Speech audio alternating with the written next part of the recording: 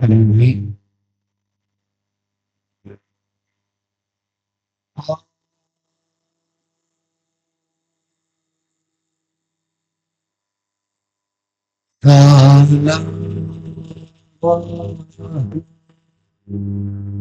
साना मन सा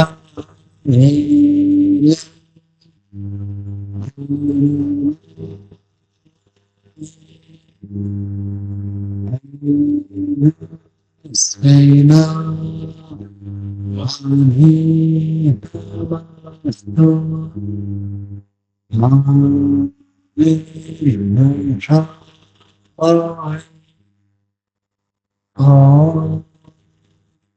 शांति शांति शांति।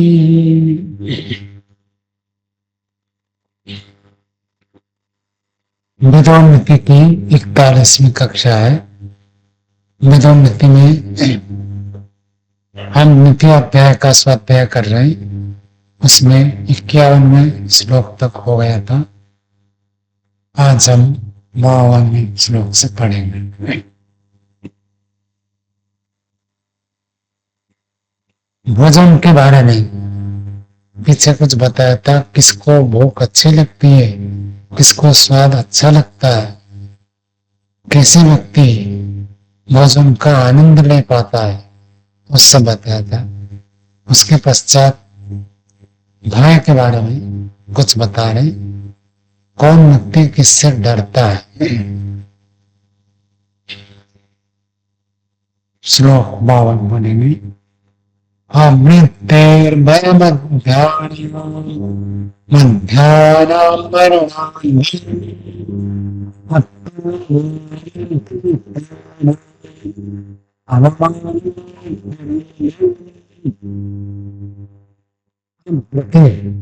वृत्ति शब्द का अर्थ आजीविका, ऑक्यूपेशन। आजीविका से डर लगता है व्यक्ति को। तो मैंने सुना था, प्रत्यक्ष मैंने किया, कई लोग नौकरी करते हैं ना, कभी ऐसे होता है कि कंपनी लॉस हो गया, लॉस हो गया तो लॉस हो, तो एक बार लॉस हो जाता तो संभालते, बार बार लॉस हो तो बंद हो जाएगी कंपनी। तो सब एकदम से डर जाते हैं नौकरी करने में, हमारा क्या होगा। हजार हजार लोग एकदम से बेकार हो जाएंगे, क्या करेंगे, आजीविका काम करेंगे। और अच्छी नौकरी में अच्छा वेतन मिलता है, बंद हो जाए तो दूसरी जगह जाएंगे, नौकरी करेंगे, तो ऐसा वेतन, ऐसी सुविधा मिलेगा नहीं।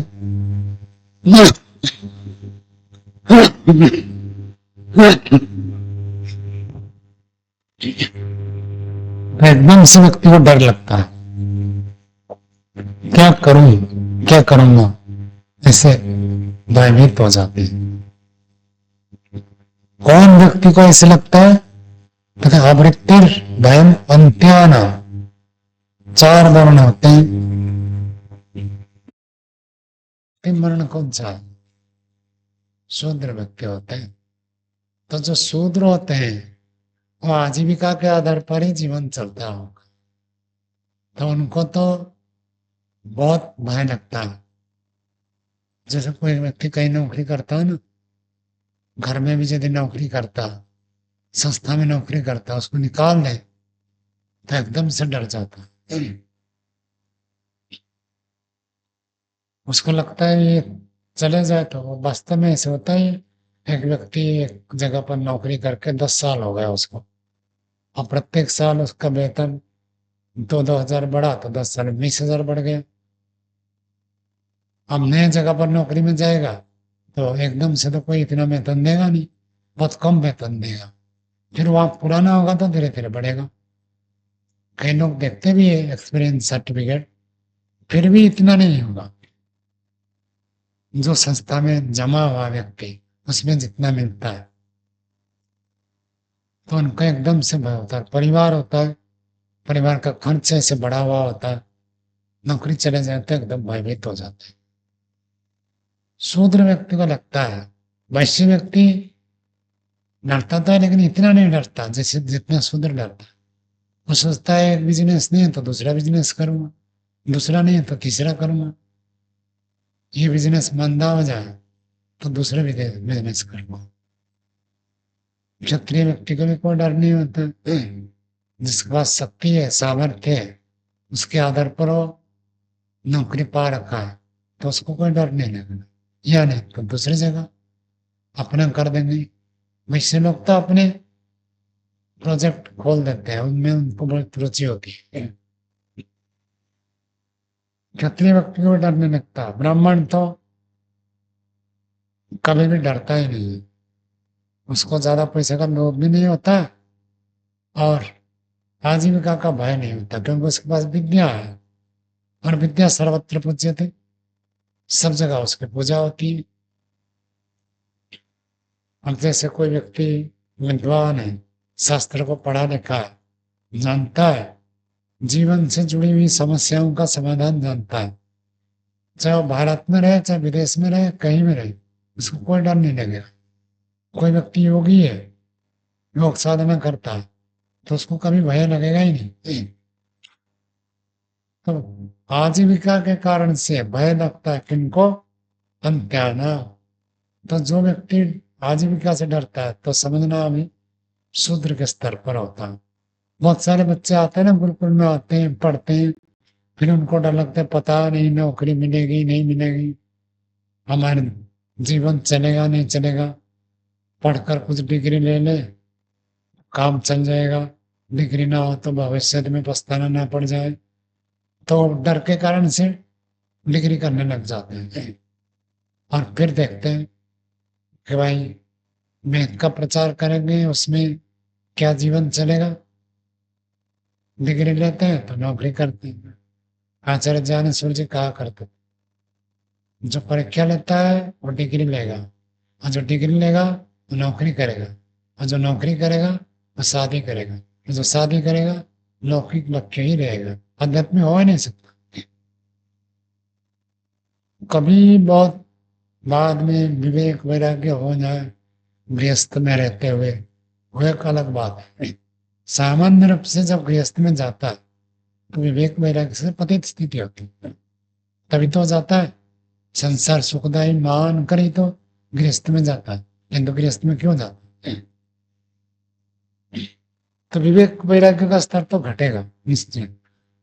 और जो व्यक्ति नौकरी करता है उसके ऊपर दूसरों का दबाव भी रहेगा, वहां भी विवेक वैराग्य कम होता है। तेता अंत्यान, शूद्रों की ऐसी स्थिति बता दी। मध्यान्ह मरणात् भयम, जो मध्यम स्तर के व्यक्ति होते हैं उनका डर लगता है मरण से, मृत्यु से उनको बड़ा डर लगता है, मर न जाऊं ये बहुत भय लगता है। ये तो ऐसा क्लेश है, इसको कह दिया स्वरसबाही। स्वरसबाही का क्या अर्थ है मनु जी? स्वरसबाही, स्वरसबाही विदुषोपी तथारूढ़ विनिमेश। हाँ स्वरस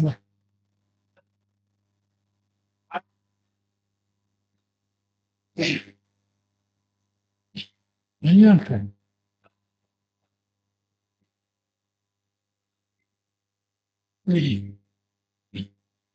अन्य जो क्लेश है हम तो किसी कारण से उत्पन्न होते हैं, ये बिना कारण से ही अपने स्वरस संस्कार से ही अपने स्वरूप से ही प्रवाहित होकर चलता है।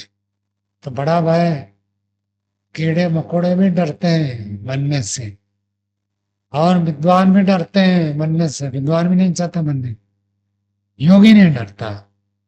सन्यासी योगी के लिए लिखा गया है कि न जीवित रहने में वो आनंद का अनुभव करे, न मृत्यु में वो दुख का अनुभव करे, ऐसे बाट देखता रहे जैसे स्टेशन में हम बैठे, गाड़ी आए और गाड़ी में बैठकर चल पड़े। महर्षि दयानंद ने मनुस्मृति के आधार पर संस्कार विधि में लिखा, सन्यासी ऐसे बाट देखता रहे, जीवन में आनंद मृत्यु में दुख अनुभव न करे, बाट देखता रहे, मृत्यु का समय आए तो स्वागत करे।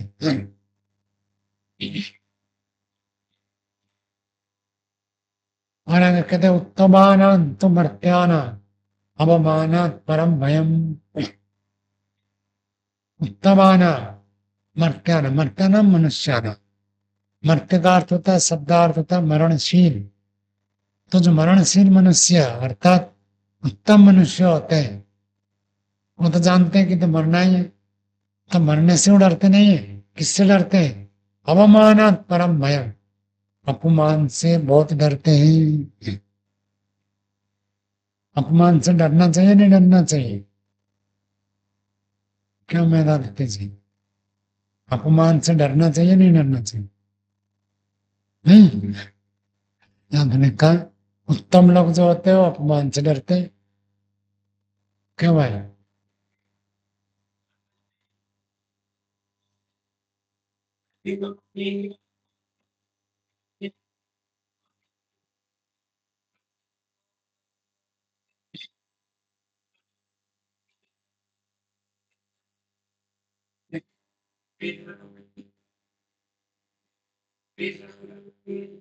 बात तो आपने ठीक कही है, लेकिन थोड़ा आधा ठीक बता दे कि बेशरम होकर जो अपमान से नहीं डरता, वो तो उत्तम व्यक्ति नहीं है।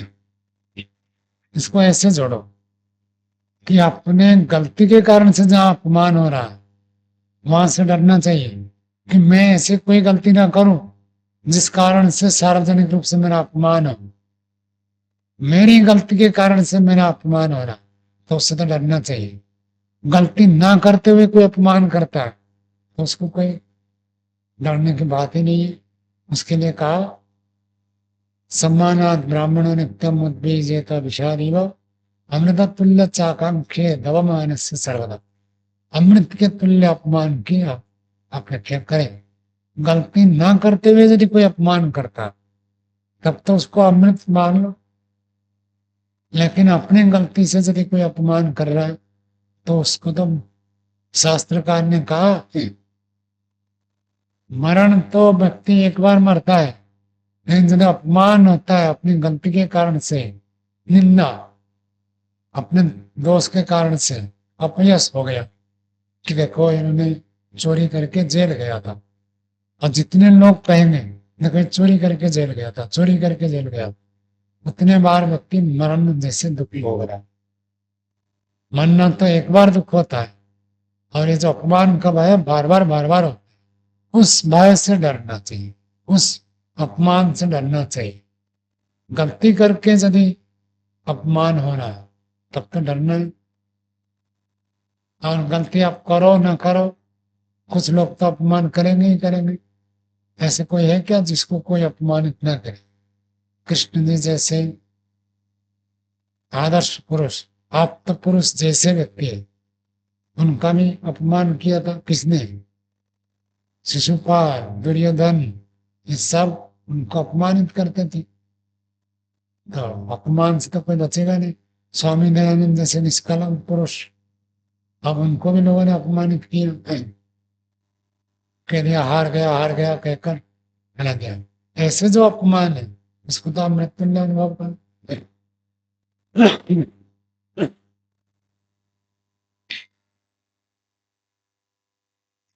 आगे देखिए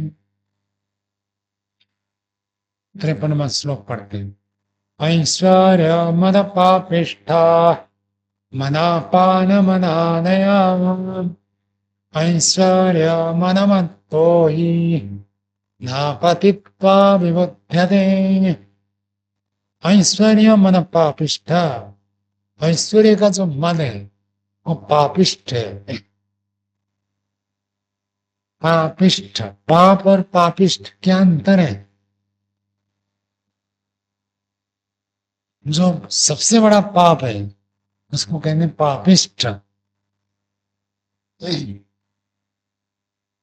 तो ऐश्वर्य का मत, ऐश्वर्य का अर्थ होता है धन संपत्ति, किसके पास है, उसके कारण से व्यक्ति जो मदमस्त हो जाता है वो सबसे बड़ा पाप है। किसकी अपेक्षा? कहते मदा पान मनादया, मदा बहुत सारे मद होते हैं। पीछे आया था, आपको यदि याद हो, धन का मद है, इसका मद है, विद्या मद है, रूप का मद है, बल का मद है, अभिजन मद है। उन सब मदों में ये जो है ऐश्वर्य मद है, ये सबसे पापिष्ट है। और मद कौन से? तो पीछे तो कुछ बता देता है, आगे कह रहे पानम, पान मदादया, शराब पीने से भी व्यक्ति मदमस्त हो जाता है। जैसे शराब पीकर मदमस्त हो जाता है, ऐसे ऐश्वर्य को प्राप्त करके भी व्यक्ति मदमस्त हो जाता है। ऐश्वर्य मदमत तो ही, जो व्यक्ति ऐश्वर्य के अभिमान में उन्मत्त हो गया, पागल जैसे हो गया, अपने आप को सबसे अहंकारी बना दिया, न अपतित्व विमुध्यते, बिना पतन को प्राप्त किए उसको बोध प्राप्त नहीं होगा। अर्थात जोरदार मार खाएगा तब उसको होश आएगा। जब तक उसके ऊपर मार नहीं पड़ता तब तक वो सोचेगा पैसा है मेरे पास, मैं जो क्या है। पौराणिक में आप लोगों का तो कम परिचय है। जो ऐश्वर्य की देवी मानते हैं, किसको मानते हैं? लक्ष्मी को मानते हैं। और लक्ष्मी का वाहन क्या है पता है आप लोगों को? नहीं पता?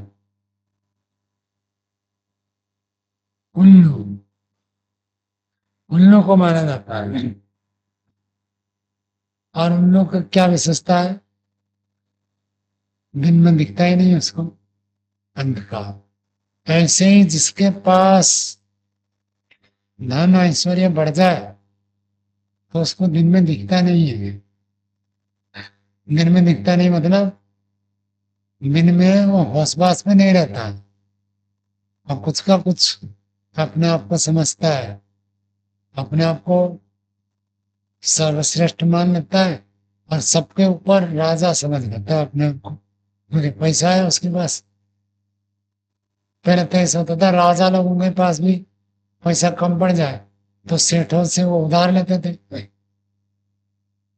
तो सेठ का बच्चा जो है, सेठ तो कम होता है, लेकिन सेठ के बच्चे जो होते हैं वो ज्यादा उद्धत होते हैं, क्योंकि मेहनत करके तो कमाया नहीं, उनको ही मस्ती रहती है।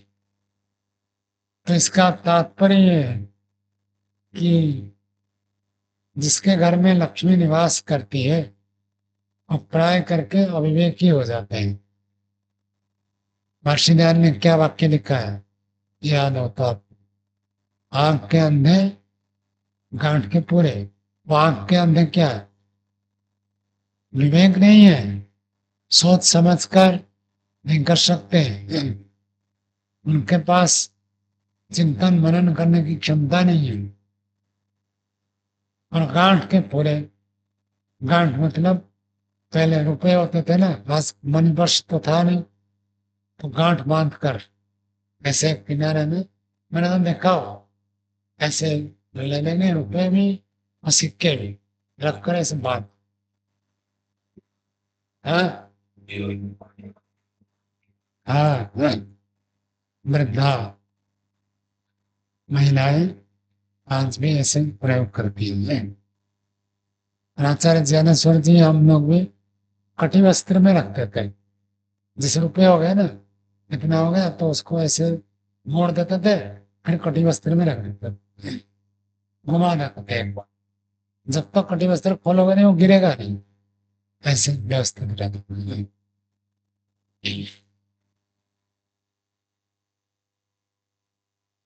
तो इसी के ऊपर एक कवि ने लिखा है, कनक कनक तो सगुनी, मादकता अधिकार, एक एक ख्वाय बौराय नर, दूजे पाए बौराय।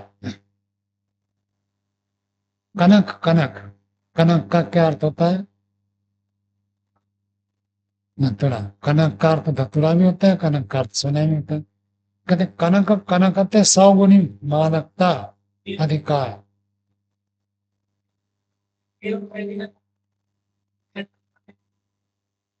अच्छा, गेहूं से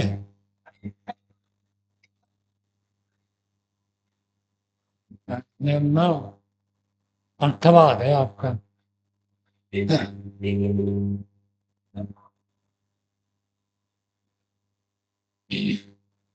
तो धतुरा भी नशा है। धतुरा को भी कनक कहते हैं, सोने को भी कनक कहते हैं, लेकिन कहते हैं कनक की नशा धतुरा के नशे के अपेक्षा 100 गुना है। सोने का नशा धतूरे के नशे से 100 गुना अधिक मादकता ले आती है। पीछे आपको बताया था ना 99 की कहानी, तो 99 सिक्के आ गया, तब तो एक ही सिक्का करने में व्यक्ति पागल हो जाता है। एक खाए बौराए, एक अर्थात धतूरा को यदि खाया जाए तो व्यक्ति पागल हो जाता है। मुझे पाए बौराए, और दूसरे को पाने के लिए व्यक्ति पागल होता है। एक को तो खाने में पागल है और एक को पाने के लिए व्यक्ति पागल होता है। दोनों कनक है। कभी लोग देखो कैसे लिखते हैं। ऐसे सभी जगह पर जितने भी आध्यात्मिक मान्यताएं प्रचलन है, सब जगह ऐसे वर्णन आता है कि कोई व्यक्ति तो धन पाने के लिए पागल है और कोई व्यक्ति धन पाकर भी पागल हो जाता है। धन बहुत सारा हो गया और सारा कुछ बिगड़ गया, तो फिर व्यक्ति धतूरा खा लेता है। धतूरा खाने से मर भी जाते हैं कई। नहीं तो यदि मात्रा में कोई खाता तो वो तो दवाई भी होता है, धतूरा को औषध भी प्रयोग करते हैं, लेकिन वो तो बहुत उसके योग बनाकर औषध के रूप में प्रयोग होता है। सामान्य रूप से धतूरा खा देते पागल हो जाए। पागल धतूरा खाकर भी पागल होता है और धतूरा नहीं, सोने को पाने के लिए भी व्यक्ति पागल।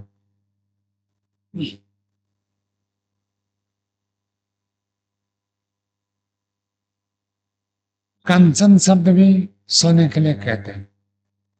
तो आचार्य ज्ञानेश्वर जी प्राय कहा करते थे, कामनी कांचन रसना, इन 3 चीजों से बचना। आचार्य ज्ञानेश्वर जी अपना कहा करते थे। तो उस समय तो बहुत पुरानी बात है, जब वो गुरुकुल कालवा से निकल कर आए। सच्ची घटना है, कहानी नहीं है। जब गुरुकुल से निकल कर आए, कहीं पर ऐसे यज्ञ कराने के लिए गए थे।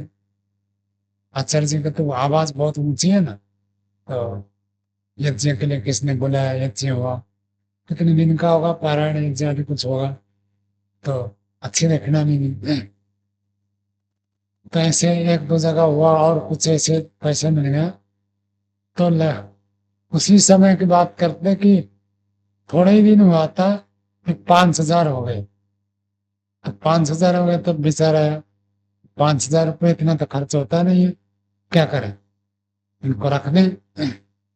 कैसे रखें, एफडी बना दें और कुछ करे और कुछ करे और कुछ करे। तो आचार्य ज्ञानेश्वर जी का स्वयं सुनाया करते थे कि मेरे मन में कई दिन तक ये विचार चला, इसको एफडी करूं, बैंक में पासबुक खोल दूं, या पोस्ट ऑफिस में उस समय इंदिरा विकास पत्र, किसान विकास पत्र ये सब चलता था, या वो खोलने ले तो 5 साल तक आप निकाल नहीं सकते, 5 साल के बाद आपको डबल मिलेगा।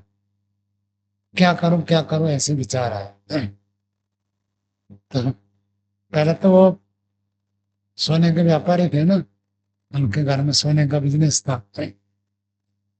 तो फिर कहा बड़ी मुश्किल से तो वहां से निकल कर आया हूं, अब फिर ये पैसा 5,000 के 5,000 लेकर बांट दिए।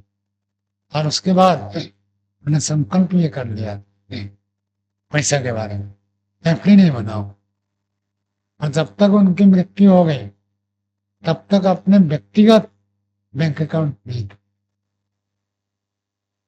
संस्था के नाम से तो था, और स्वामी सत्यपति जी के साथ जॉइंट अकाउंट था, मेरे साथ भी जॉइंट अकाउंट था, लेकिन उनका व्यक्तिगत 1 रुपये भी उनके नाम से नहीं। बड़ी बात है व्यक्ति बैंक बैलेंस न रखे और इतना काम करे। हर व्यक्ति को आशंका रहती है। अभी पीछे आया था ना, अवृत्ति भय, आदमी का चले जाए, मानो संस्था तो ट्रस्ट होता है, ट्रस्ट वाले आज निकाल दें तो क्या करेगा, बड़ी आशंका हो जाती है। हर व्यक्ति अपना व्यक्तिगत अकाउंट बनाता है, उन्होंने नहीं बनाया। और वो तो सबसे एक कदम आगे, ऐसे व्यक्ति का आज तक मैंने देखा नहीं। कहीं भी जाए प्रवचन करने के लिए, यज्ञ करने के लिए, उपदेश देने के लिए, दक्षिणा देने पर भी नहीं लगते। कहते थे, आपको दक्षिणा देनी है, मुझे व्यक्तिगत कुछ नहीं चाहिए।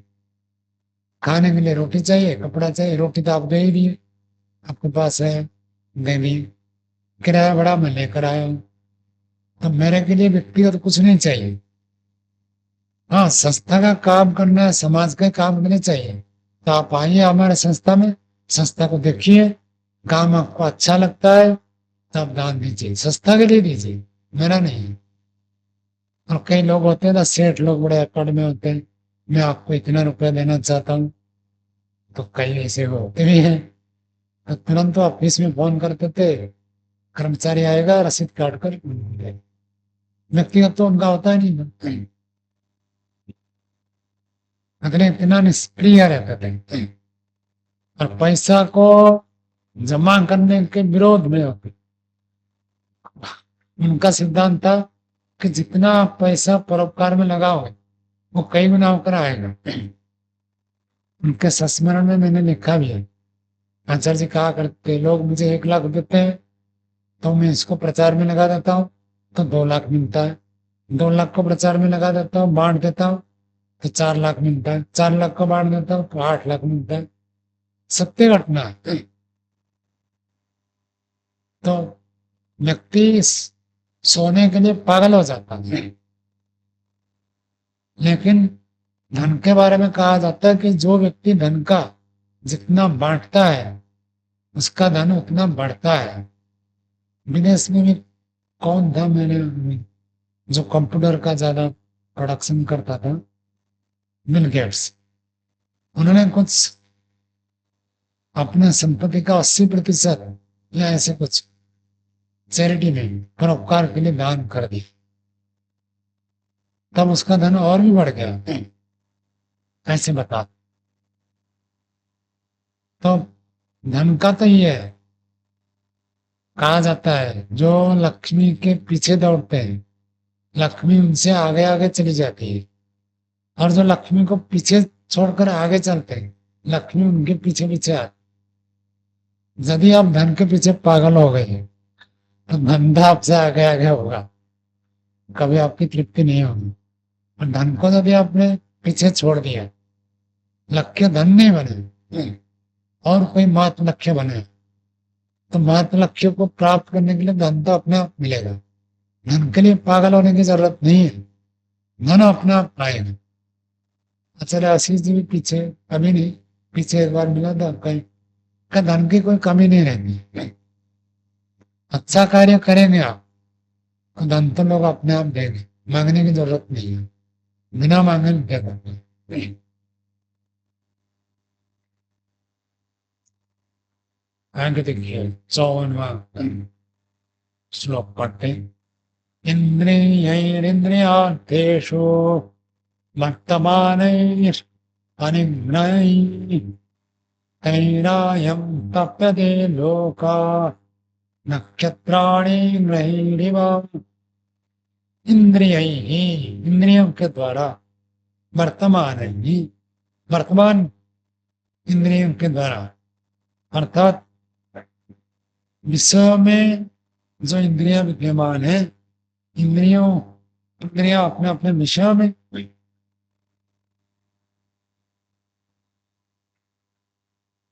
अनिग्रह ही, जो अनिग्रह, अनिग्रह विनिग्रह एक ही बात है, यदि निग्रह नहीं किया हुआ तही अयम ताप्यते लोका,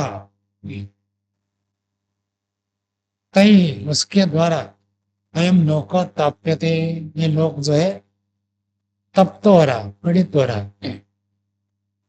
संसार में सारे लोग इंद्रियों के भोग के प्रति व्याकुल है और लोगों को अपने स्वास्थ्य की चिंता जितनी नहीं है, कैसे अधिक से अधिक भोग करेंगे वही चिंता अधिक रहती है। आजकल तो लोगों के पास साधन सुविधा पर्याप्त मात्रा में हो गई, और साधन तो हो गया लेकिन उसको भोग करने की क्षमता नहीं है शरीर में, क्योंकि इंद्रियों के द्वारा भोग करते करते इंद्रियां क्षीण हो गई। कैसे भोग करें? इंद्रिय ही इंद्रियार्थेषु, इंद्रियों के द्वारा इंद्रियों के विषय में जो विद्यमान है, अनिग्रही ही, निग्रह नहीं किया है, रोका नहीं है, संयम नहीं है, उसके द्वारा ताप्यते अयम लोका, ये सारा संसार पीड़ित है, क्लेशित है, परेशान है। नक्षत्राणि ग्रहीरिव, जैसे नक्षत्र ग्रह के द्वारा पीड़ित, तो यह ग्रह का अर्थ सूर्य को लिया गया है। ग्रह गृणाती थी, ग्रह ग्रहों को जो ग्रहण करके रखता है, पकड़ कर रखता है, सूर्य के लिए ग्रह शब्द का प्रयोग कर देंगे। सूर्य जैसे उदय होता है सारे नक्षत्र क्या होते हैं? छुप जाते हैं। तो नक्षत्र के ऊपर दबदबाव किसका है? सूर्य का। जैसे नक्षत्र दब जाते हैं सूर्य के द्वारा, ऐसे ही इंद्रियों के भोगों के प्रति आसक्त होकर व्यक्ति क्लेशित होता है। सारा संसार में लोग पीड़ित होते हैं। परिणाम ताप संस्कार दुख सूत्र में महर्षि व्यास ने सुख दुख की परिभाषा की है। मुझे याद है सुख किसको कहते हैं, दुख किसको कहते हैं? या भोगेषु इंद्रियाणाम तृप्तेः उपशान्तिः तत्सुखम, या लौल्यात् अनुपशान्तिः तद्दुःखम। लौल्यात् इंद्रिय भोग करने के लिए व्याकुलता, लालसा, लालायित हो रहा है व्यक्ति, कैसे ये भोग प्राप्त करूं, और इस कारण से अनुपशांति, अंदर की शांति खो जाती है, इसका नाम तो दुख है। बिल्कुल वही बात महात्मा विदुर जी कह रहे हैं कि इंद्रियों के भोग के प्रति जो आसक्त होते हैं, जिनका संयम नहीं है, वह तप्त हो जाते हैं, पीड़ित हो जाते हैं। और उसको जोड़कर अगला श्लोक बताते हैं। यो जीता पंचवर्गेण सहजेनात्मकर्षिणा आपादस्तस्य वर्धन्ते शुक्लपक्षे इवोडुराट। यह जीता, जो व्यक्ति जीत लिया गया, व्यक्ति ने जीता नहीं, व्यक्ति को जीत लिया। किसने जीत लिया? पंचवर्गेण, 5 वर्ग, इंद्रियों के 5 वर्ग है, 5 ही तो इंद्रिया ज्ञानेन्द्रिया है। तो पंचवर्गेण सहजेन आत्मकर्षिण, सहज रूप से आत्मकर्षिण, आत्मकर्षिण अपनी ओर खींचने वाले कौन है? इंद्रियों के विषय, इंद्रियों के विषय स्वाभाविक रूप से जीवात्मा को अपनी ओर खींचते हैं। सुंदर रूप, सुंदर स्पर्श, सुंदर रस, सुंदर गंध, सुंदर शब्द, ये सब व्यक्ति को, मनुष्य को अपनी ओर खींचते हैं। उनके द्वारा खींचा जाता हुआ 5 इंद्रियों के वर्ग से जो सहज रूप से जीत लिया गया, अर्थात जो व्यक्ति उनके सामने हार गया, इंद्रियों के विषय उसको जीत लिए, वो व्यक्ति हार गया। और पता नहीं चला बात करता कितना मुझे लाभ होगा, कितना हानि होगा।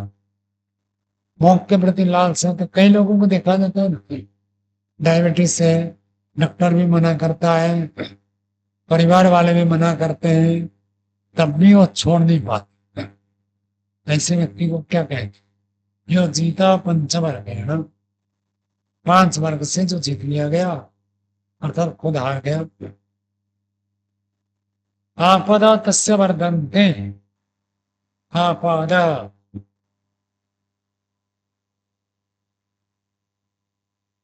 आपदाएं, आपत्तियां, विपत्ति, तस्य वर्धन्ते, उसकी एक के बाद एक आपत्तियां बढ़ती रहेगी। और डायबिटीज से फिर भी मिठाई खाएंगे तो क्या स्थिति होगी? आचार्य सोमदेव जी वो सुनाते हैं ना,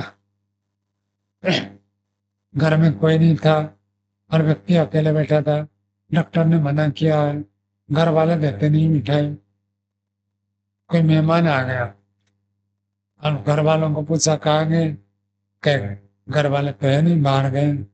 कहा मैं कुछ मिठाई लेकर आया था। तो कहा ठीक है कोई बात नहीं, बैठिए।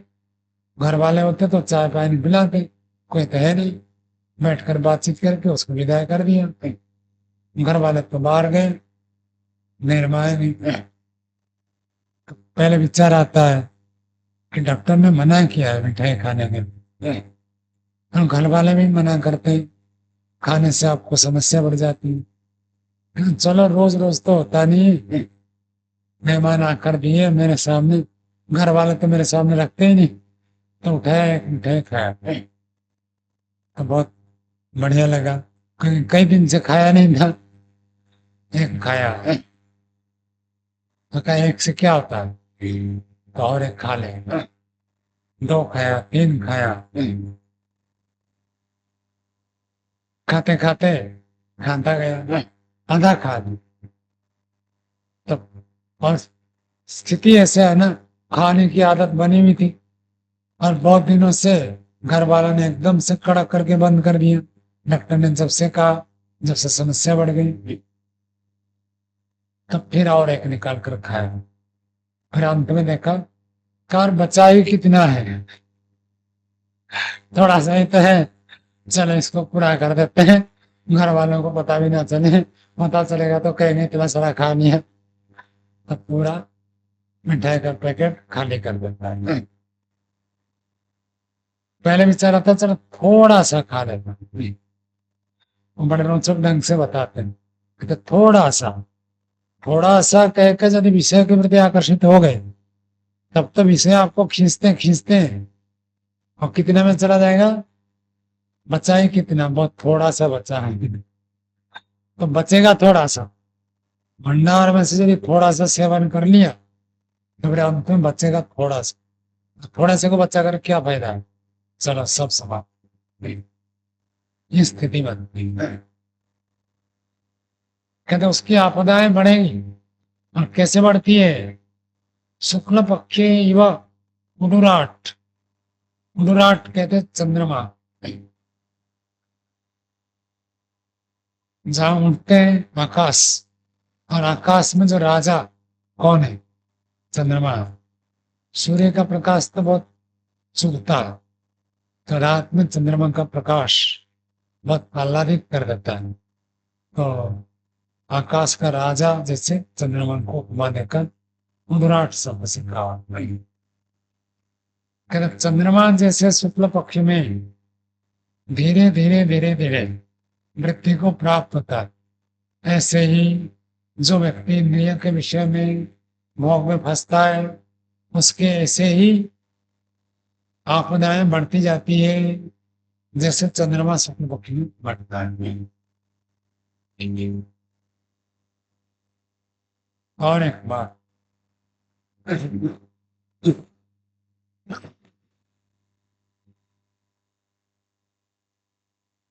अविजित्या चात्मानम् अमात्यान्विनिगीषते, अमित्रान्मा जिता जितामात्या सोवशः परिहीयते।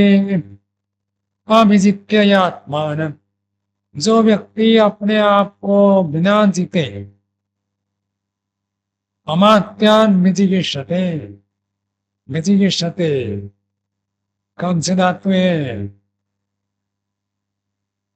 विजिगीषा शब्द सुना हुआ है ना, जी जय धातु है ना, जी जय धातु से विजिगीषा बनता है, जीतने की इच्छा। जो व्यक्ति अपने आप को बिना जीते अमात्या, अमात्यों को जीतने की इच्छा करता है। और दूसरी बात कहते हैं अमित्रान वा अजिता अमात्य, अर्थात अमात्य अपने मंत्रियों को बिना जीते ही अमित्रान शत्रुओं को जीतने की इच्छा करता है। सो अवशा परिहीयते, अवशा जिसने बस में नहीं किया वो अवशा परिहीयते निश्चित रूप से नष्ट हो जाता है।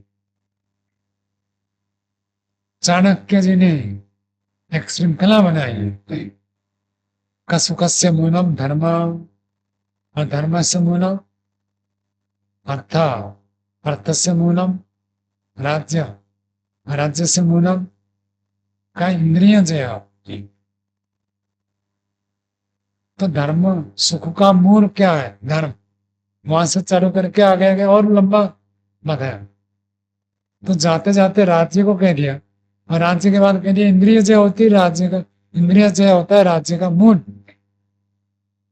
जिन कोई राजा बनना चाहता है जितेंद्रिय होना आवश्यक है। यदि राजा जितेंद्रिय नहीं है, उसके आसपास के जो लोग हैं के हिसाब से अमात्य, अमात्य का अर्थ मंत्री, जो मंत्री होते हैं वही देखते रहते हैं इसके पास क्या कमजोरी है और उसकी कमजोरी का फायदा उठाए। आज भी राजनीतिक पार्टी होती है तो उस पार्टी में कोई नेता होता है और बाकी व्यक्ति चाहते हैं कि हम नेता बन जाए, ये सर्वोच्च पद पर है, उसको कैसे हटाए। तो उसकी कमी को, नो फॉल्ट को ढूंढते रहते हैं, क्या इसकी कमजोरी है। तो उसकी कमजोरी को पकड़ेंगे फिर उसको फंसाएंगे। तो महात्मा विदुर जी कहते हैं अभिजित्य या आत्मान, जो व्यक्ति अपने आप को जीते बिना अमात्यान विजिगीषते, मंत्रियों को जीतना चाहता है, अपने पास के नर के अन्य नेताओं को जीतना चाहता है, सबके ऊपर वश करना का चाहता है, कहते वो व्यक्ति तो नष्ट हो जाता है। और अमित्रान्मा अथवा अमित्रों को जीतने की इच्छा करता है लेकिन अपने मंत्रियों को जीता नहीं है अभी तक। तो सबसे बड़ा जो घातक होते हैं, अपने परिवार का कोई व्यक्ति, अपने पार्टी का कोई व्यक्ति, अपने मंत्री परिषद का कोई व्यक्ति यदि विरोधी हो जाए तो बहुत बड़ा घातक है। बाहर का व्यक्ति विरोधी तो होगा, उसमें तो कोई बात नहीं है, लेकिन अपना आदमी यदि कोई विरोधी हो गए तो बहुत बड़ा घातक है। तो बाहर का व्यक्ति इतनी हानि नहीं कर सकता जितना अपना आदमी हानि कर सकता है। तो पहले अपने आदमियों को जीतो, बाद में शत्रु को जीतना। पहले अपने को जीतो, बाद में दूसरों को जीतना। अमित्रान्मा अजितम अजित अमात्य, तो शत्रुओं को जीतने की इच्छा करता है लेकिन अजित अमात्य, अजित अमात्य बाबरी समास, न जिता अजित, अजित अमात्य ये न, जिसके द्वारा अपने अमात्य जीते नहीं गए हैं वो अजित अमात्य है। सो अवशा, अवशा यामी बाबरी समास, न विद्यते वसा यस्य स अवशा, जिसका वश है ही नहीं, अपने अमात्य के ऊपर ही वश नहीं तो दूसरों को क्या जीतेगा, वो व्यक्ति नष्ट हो जाए।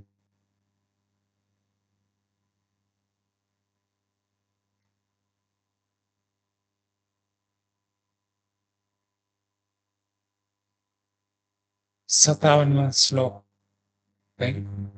आत्मानमेव प्रथमं विश्व रूपेण योजयन् ततो अमात्यान् विद्वांश्च न मोहं विजिगीषते।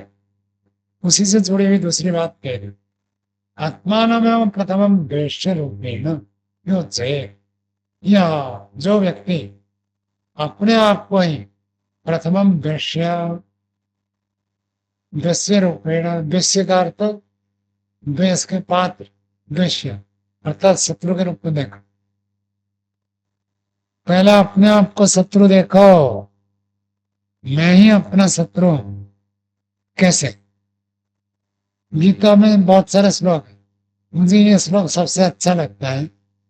छठे अध्याय का श्लोक है। श्री कृष्ण जी अर्जुन जी को कहते हैं, उद्धरेत् आत्मना आत्मानं न आत्मानं अवसादयेत् आत्मैव हि आत्मनो बन्धो आत्मैव निपुणात्मा। उद्धरेत्, अर्जुन अपने आप को ऊपर उठाओ। उद्धरेत् आत्मना आत्मानं, अपने आत्मा के द्वारा ही अपने आप को ऊपर उठाओ। दूसरे व्यक्ति आकर मुझे ऊपर उठा देंगे इस भरोसे में मत रहो। खुद को आप अपने ऊपर उठाओ। न आत्मान अवसादित, अपने आप को कभी नीचे मत गिराओ। कभी ये मत सोचो कि मैं तो दीन हूं, हीन हूं, मेरे से क्या होगा, मैं नहीं कर पाऊंगा, मेरा सामर्थ्य नहीं है। ऐसे कभी नहीं सोचना। जो काम एक दूसरे व्यक्ति कर सकता है वो काम मैं भी कर सकता हूँ। वो भी एक आत्मा है, मैं भी एक आत्मा, वो भी मनुष्य है, मैं भी मनुष्य हूँ। जो शक्ति सामर्थ्य ईश्वर ने इंद्रिया साधन उसको दिया, वो सब मुझे भी दिया। वो कर सकता था, मैं क्यों नहीं कर सकता? ठीक है, वो आज कर पा रहा, मैं आज प्रयास करूंगा तो अगले साल कर लूंगा, कुछ दिन के बाद कर लूंगा। तो अपने आप को ऊंचा उठाओ, कभी अपने आप को नीचा मत गिराओ। तो उसने कह दिया, आत्मीव ही आत्मन बंधो, आत्मा ही आत्मा का सबसे बड़ा बंधु है। और आत्मीव आत्मना, आत्मा ही आत्मा का सबसे बड़ा सुख है।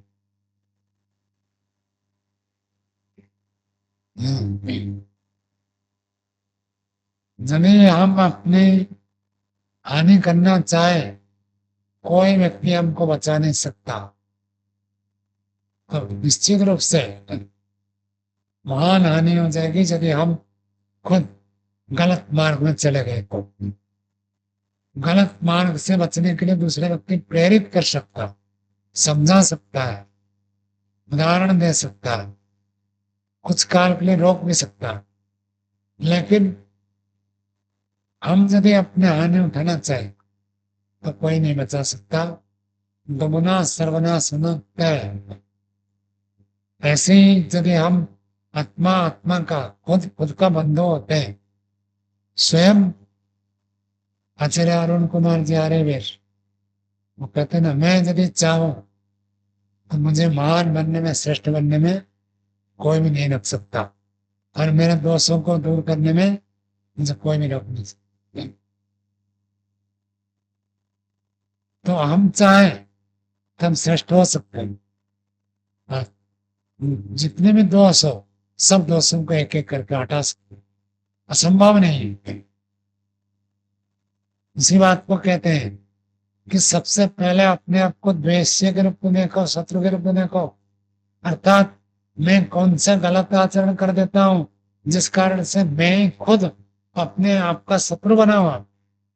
तो पहले उन चीजों को ढूंढो और उसको जीतो। जय जीते तथो अमात्या। पहले जब अपने आप को जीत लिया, फिर मंत्री परिषद को जीतो, फिर अमित्राश्च, फिर शत्रु जो बाहर है उनको जीतो।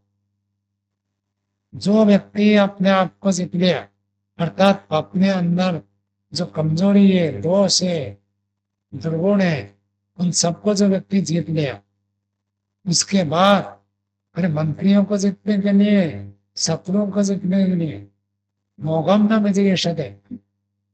मोघम अन्नम, मोघ का क्या अर्थ है? मोघम अन्नम विन्दते,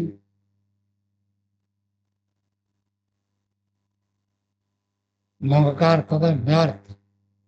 आपको अग का अर्थ होता है पाप। बेकार के भोजन कर रहा है जो व्यक्ति, दूसरों को खिलाता नहीं, खुद खाता तो व्यर्थ। इसी बात को कहते हैं मोघम। दूसरे के जीतने की इच्छा करना तो व्यर्थ है। अर्थात अपने आप को जीत लिया तो दूसरे लोग तो अपने आप जीते जाएंगे। अपने क्वालिटी को बढ़ाओ।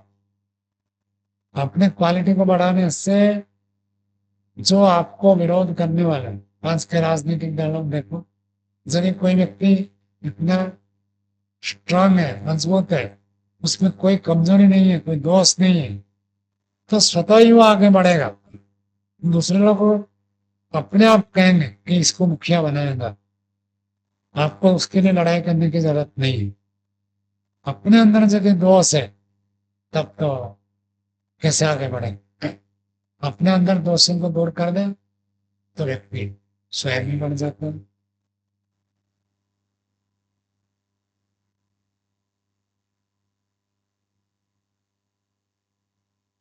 चलो आज का पाठ